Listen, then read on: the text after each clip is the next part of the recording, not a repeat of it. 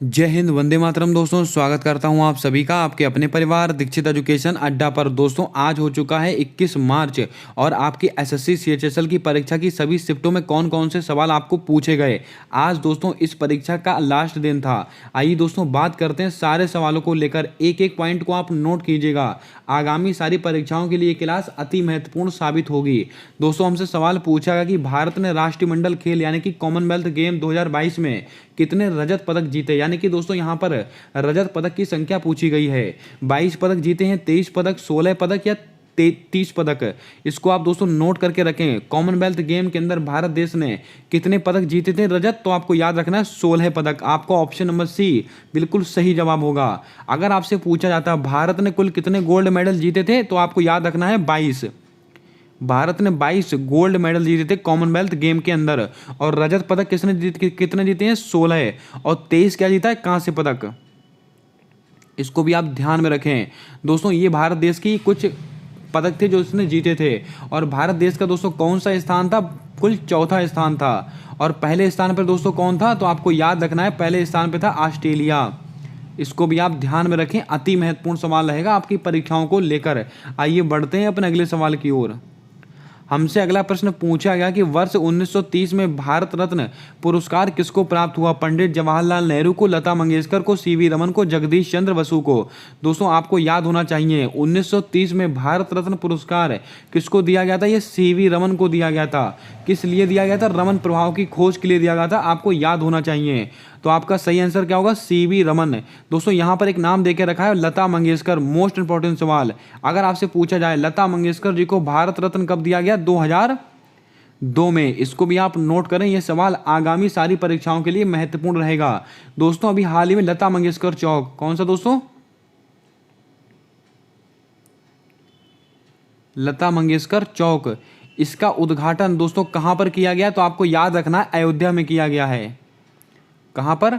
अयोध्या में किया गया लता मंगेशकर चौक का उद्घाटन। वहां पर दोस्तों एक वीणा, उसकी प्रतिमा बनाई गई है लता मंगेशकर जी के उपलक्ष्य में। इसको आप याद में रखें। आइए बढ़ते हैं अपने अगले सवाल की ओर।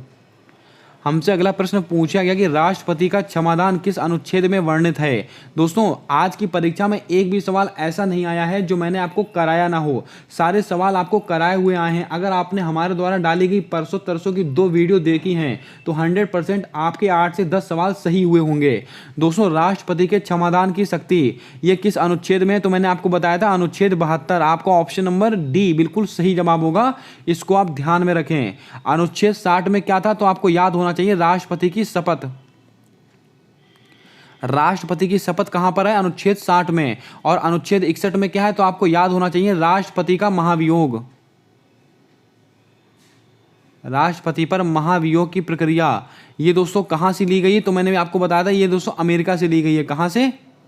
ये दोस्तों अमेरिका से ली गई है राष्ट्रपति पर महाभियोग की प्रक्रिया। और अनुच्छेद 71, इसके अंदर दोस्तों मैंने आपको क्या बताया था कि अगर राष्ट्रपति चुनाव में कोई विवाद होता है उसका निपटारा कौन करने वाला है? Supreme court. इसको आप ध्यान में रखें। आइए बढ़ते हैं अपने अगले सवाल की ओर। दोस्तों, हमसे अगला प्रश्न पूछ लिया गया कि परम कामरूप सुपर कंप्यूटर का उद्घाटन कहां पर किया गया? परसों की क्लास में आप नोट कीजिएगा। 100% ये सब सवाल मैंने आपको नोट कराए थे। सारे सुपर कंप्यूटर आपकी परीक्षा में हूबहू सवाल आपसे पूछा गया है। परम कामरूप सुपर कंप्यूटर कहां पर विकसित किया गया है? तो आईआईटी गुवाहाटी। दोस्तों, आपको याद होगा असम का पुराना नाम क्या था? कामरूप। तो दोस्तों आप इसका आंसर आसानी से लगा सकते थे।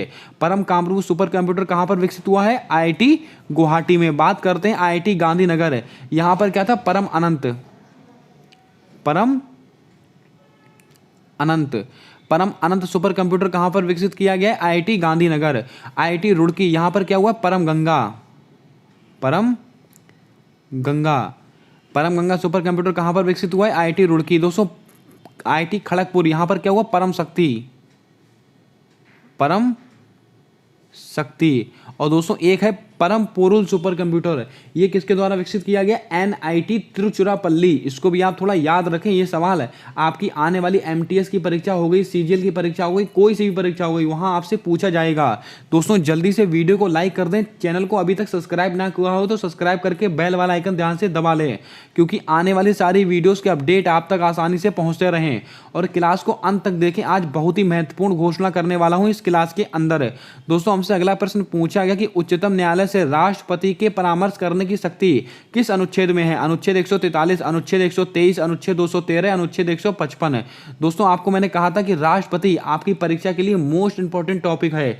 2-3 सवाल आपके राष्ट्रपति से पूछे गए हैं आज की शिफ्ट में। दोस्तों उच्चतम न्यायालय सुप्रीम कोर्ट से राष्ट्रपति के परामर्श करने की शक्ति किस अनुच्छेद में? अनुच्छेद 143। आपका ऑप्शन नंबर ए बिल्कुल सही जवाब होगा। बात करते हैं अनुच्छेद 123, इसमें क्या है? राष्ट्रपति के अध्यादेश की शक्ति। राष्ट्रपति के अध्यादेश की शक्ति, राष्ट्रपति का अध्यादेश, राष्ट्रपति के अध्यादेश की शक्ति किस अनुच्छेद में? अनुच्छेद 123 में।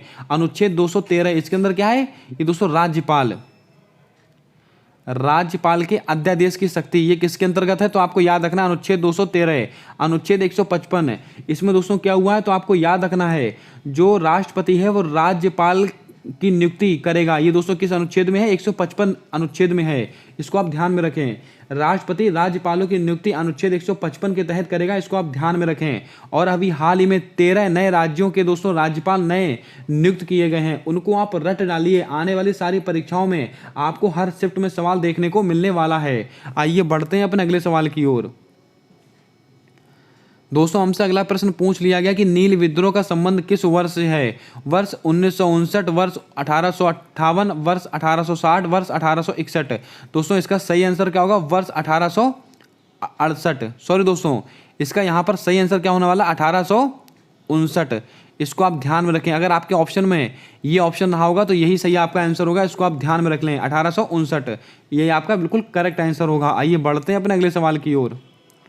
हमसे अगला सवाल पूछा गया कि 2011 की जनगणना के अनुसार भारत की साक्षरता दर कितनी रही है? यहाँ पर दोस्तों आपसे कुल साक्षरता दर पूछी गई है। 2011 की जनगणना आपके लिए मोस्ट इंपॉर्टेंट है। हर शिफ्ट में आपसे सवाल पूछा गया है, चाहे वो एसएससी जीडी की परीक्षा हो, चाहे सीआरपीएफ की परीक्षा हो, चाहे सीएचएसएल की परीक्षा हो। दोस्तों 2011 की जनगणना के अनुसार भारत की कुल साक्षरता दर कितनी थी? 74.04। आपका ऑप्शन नंबर ए बिल्कुल राइट जवाब होगा। इसको आप ध्यान में रखें।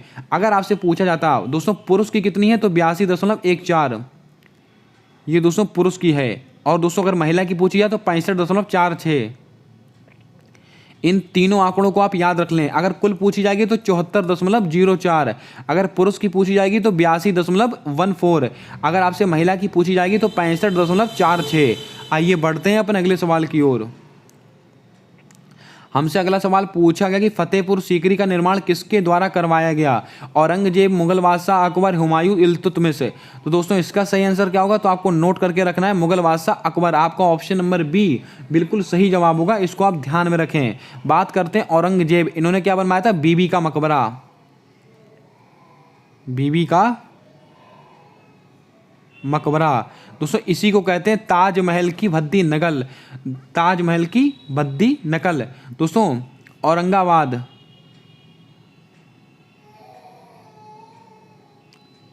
औरंगाबाद इसका नया नाम क्या हो चुका है? संभाजी नगर,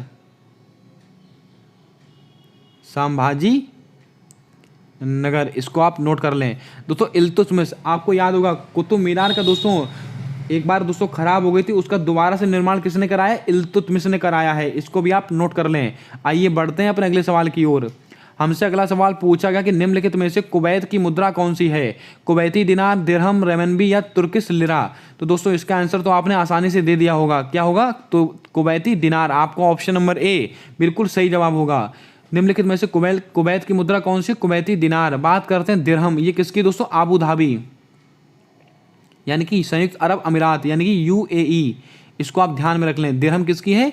संयुक्त अरब अमीरात की मुद्रा है। बात करते हैं रेमनबी या दोस्तों युआन, मोस्ट इंपॉर्टेंट सवाल।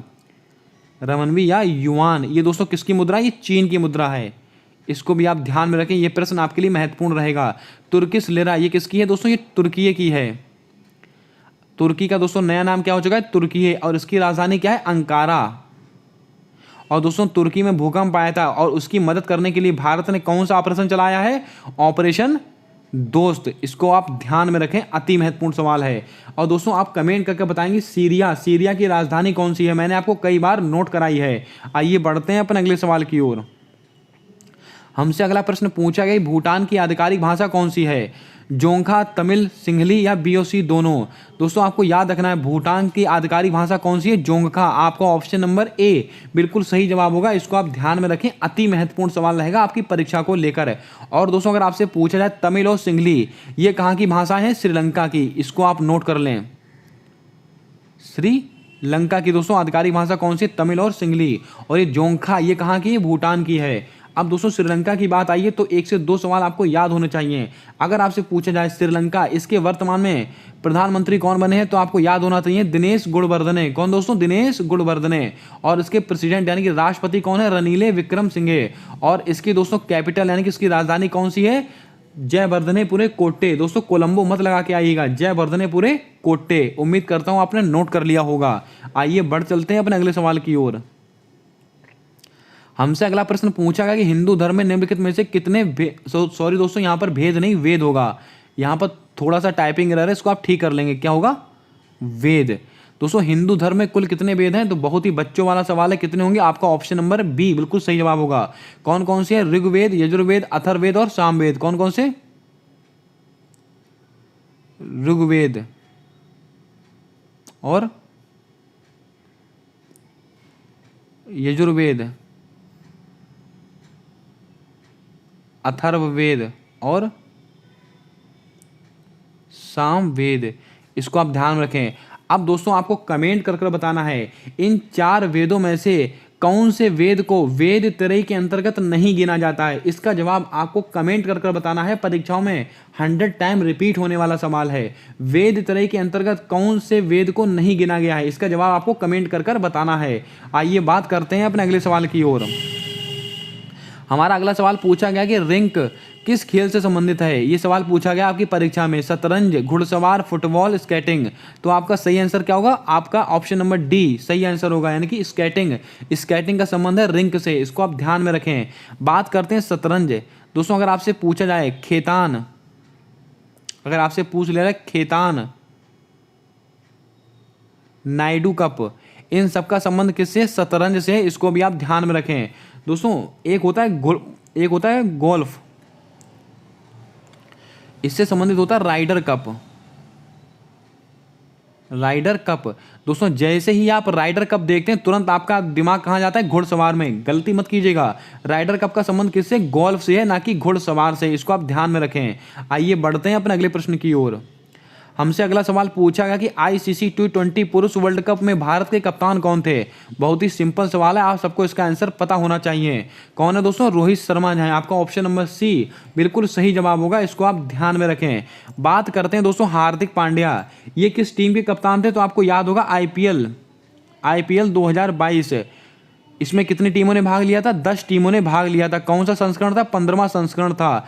कौन टाइटल स्पॉन्सर था? टाइटा इसका टाइटल स्पॉन्सर था। और दोस्तों हार्दिक पांड्या किस टीम के कप्तान थे? तो आपको याद होगा गुजरात टाइटंस इसके कप्तान थे। और केएल राहुल किसके थे? Lucknow super giant. ये 2 नई टीमों ने भाग लिया था। और विजेता कौन बना था? गुजरात टाइटंस। किसको हराया था? राजस्थान रॉयल्स को। इतने सवाल दोस्तों आपको याद होने चाहिए बिल्कुल उंगलियों पर। दोस्तों 2 सवाल आपको और याद रखने हैं। कौन कौन से? इसमें पर्पल कैप का विजेता कौन था? युजवेंद्र चहल। और दोस्तों अगर आपसे पूछा जाए ऑरेंज कैप का विजेता कौन था? Jos Buttler. आईपीएल से संबंधित जितने फैक्ट थे मैंने आपको सारे बता दिए, इनको आप ध्यान में रखें। आगामी परीक्षाओं में आपसे पूछे जा सकते हैं ये सवाल। आइए बढ़ते हैं अपने अगले प्रश्न की ओर। हमसे अगला सवाल पूछा गया कि 2023 में T20 महिला विश्व कप का आयोजन कहां हुआ। भारत, दक्षिण अफ्रीका, सॉरी दोस्तों यहाँ पर थोड़ा सा टाइपिंग एरर है, इसको आप ठीक कर लेंगे। यहाँ पर भारत, इंग्लैंड की जहाँ पर दोस्तों आप दक्षिण अफ्रीका कीजिएगा। यहाँ पर आप इंग्लैंड लिखा लेंगे, यहाँ पर दक्षिण अफ्रीका कर लीजिएगा और यही आपका सही आंसर होगा। 2023 में T20 महिला विश्व कप का आयोजन कहाँ पर हुआ? दक्षिण अफ्रीका में। अब दोस्तों आपको कमेंट करके बताना है इसका विजेता कौन बना था, इसका उप विजेता कौन बना था। ऊपर नाम विजेता का, नीचे दोस्तों उप विजेता का नाम आपको कमेंट कर कर बता देना है। आइए बढ़ते हैं अपने अगले सवाल की ओर। हमसे अगला सवाल पूछा गया कि भारत के महान्यायवादी से संबंधित अनुच्छेद कौन सा है। अनुच्छेद 72, 76, अनुच्छेद 79, 80। दोस्तों मैंने आपको कई बार नोट कराया है, भारत के महान्यायवादी कौन है? अनुच्छेद 76 के तहत होता है। आपको ऑप्शन नंबर बी बिल्कुल सही जवाब होगा। और किसके प्रसाद पर्यंत कार्य करते हैं? राष्ट्रपति के। और दोस्तों वर्तमान में कौन है? आर वेंकट रमणी, इसको आप ध्यान में रखें। बात करते हैं अनुच्छेद 72, मैंने आपको बता दिया है राष्ट्रपति के क्षमादान की शक्ति। अनुच्छेद 79, इसका संबंध दोस्तों किससे, तो आपको याद होना है संसद। और 80 का दोस्तों राज्यसभा। और 81 में क्या है, तो आपको याद रखना लोकसभा। इसको भी आप ध्यान में रखें। उम्मीद करता हूं आपने सारे प्रश्नों को अच्छे से देखा होगा, अच्छे से नोट किया होगा। जल्दी से क्लास को लाइक कर दें, अंत तक बने रहें। मोस्ट इंपॉर्टेंट घोषणा करने वाला हूं इस क्लास के अंदर। हमसे अगला प्रश्न पूछा गया कि पिट्स इंडिया अधिनियम कब आया था। 1761, 1784, 1791, 1792। दोस्तों इसको आप ध्यान में रखें। पिट्स इंडिया एक्ट कब आया था, 1784 में। आपका ऑप्शन नंबर बी बिल्कुल सही जवाब होगा। दोस्तों आपको याद होगा 1761, इसको क्या होता, पानीपत का तीसरा युद्ध हुआ था 1761 में। कमेंट करके बताएं किसके किसके बीच में हुआ था पानीपत का तीसरा युद्ध।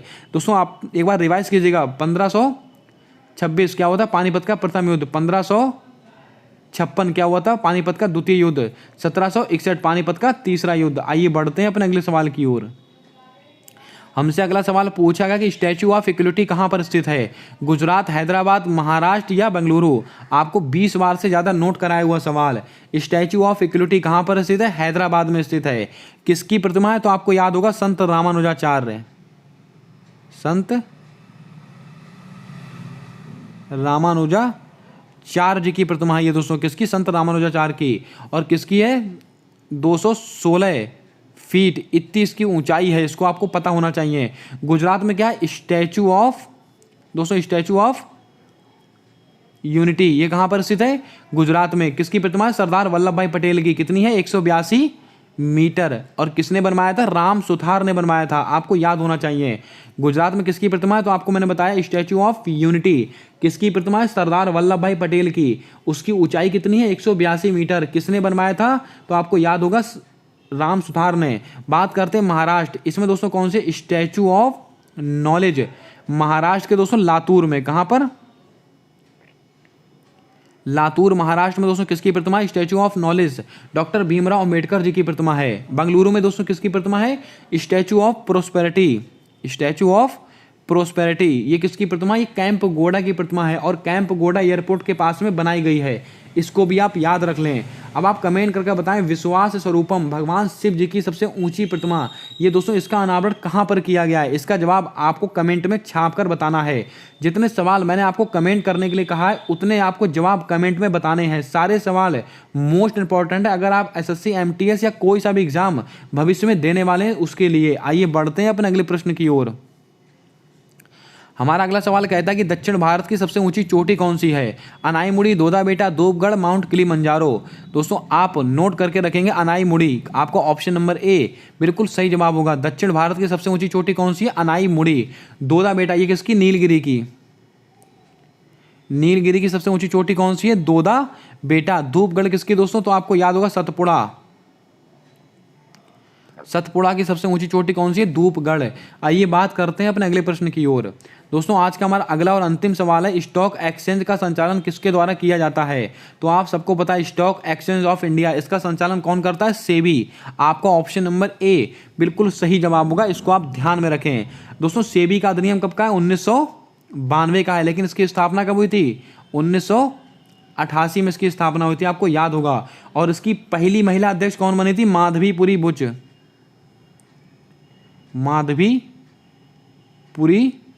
बुच इसकी पहली महिला अध्यक्ष बनी थी, आपको याद होना चाहिए। दोस्तों यहाँ पर कुछ महत्वपूर्ण ऑर्गेनाइजेशन दिए हुए हैं, इनके बारे में हम थोड़ी थोड़ी जानकारी आपको देने वाले हैं। जैसे कि FATF, इसकी स्थापना कब हुई थी, 1979 ईस्वी में हुई थी। कब हुई थी, 1979 ईस्वी में हुई थी। और इसका मुख्यालय कहाँ पर स्थित है, पेरिस में स्थित है। और इसके हेड कौन है, टी राजा कुमार इसके हेड हैं, आपको याद होना चाहिए। ये सब चीज़ें मैंने आपको कई बार नोट कराई हुई हैं। दोस्तों इसका काम क्या होता है, फाइनेंशियल एक्शन टास्क फोर्स, यानी कि दोस्तों जो आतंकवाद फंडिंग होती है उसको रोकने का कार्य होता है। IMF दोस्तों आपको याद होना चाहिए, IMF और वर्ल्ड बैंक इन दोनों को जुड़वा बहनें कहते हैं। और इनकी स्थापना किस सम्मेलन की सिफारिश पर हुई है, ब्रेटन वुड्स सम्मेलन, आपको याद होगा। बात करते हैं IUCN, इसकी स्थापना कब हुई है, 1948 में। और इसका मुख्यालय कहाँ पर स्थित है, स्विट्जरलैंड ग्लैंड में इसका मुख्यालय स्थित है। और रेड डाटा बुक कौन जारी करता है, IUCN, इसको आप ध्यान में रखें। अब आप कमेंट कर IUCN की फुल फॉर्म छाप दीजिएगा। दोस्तों ये थे कुछ आज के महत्वपूर्ण सवाल जो आपकी परीक्षा में पूछे गए हैं। बिल्कुल दोस्तों एक सिंपल लेवल के सवाल पूछे गए आपको आपकी परीक्षा के अंदर। आप अगर अच्छे से पढ़ाई करके जा रहे हैं तो इनमें से अच्छे खासे सवाल आप अटेम्प्ट कर सकते हैं। 2 से 3 सवाल हर शिफ्ट में ऐसे आते हैं जिनको आपको स्किप करना होता है, आपको उसको अटेम्प्ट नहीं करना होता है। दोस्तों ये तो हो गई आपके दोस्तों पेपर की बात। आज SSC CHSL का एग्जाम समाप्त हो चुका है। आपने हमारी क्लासेस में से दोस्तों देखा होगा किस किस हद तक आपसे सवाल पूछे गए हैं। दोस्तों आप लोगों के लिए एक बहुत ही महत्वपूर्ण घोषणा करने वाला हूं। अभी मैं आपको बता दूं, आने वाली सारी प्रतियोगी परीक्षाओं के लिए, चाहे आप SSC MTS का एग्जाम देने वाले हो, चाहे रेलवे की कोई भी वैकेंसी हो, चाहे पुलिस का कोई सा भी एग्जाम हो, उसके लिए एक ब्रह्मास्त्र प्रश्नों की सीरीज शुरू करने वाला हूं। उसके अंदर आप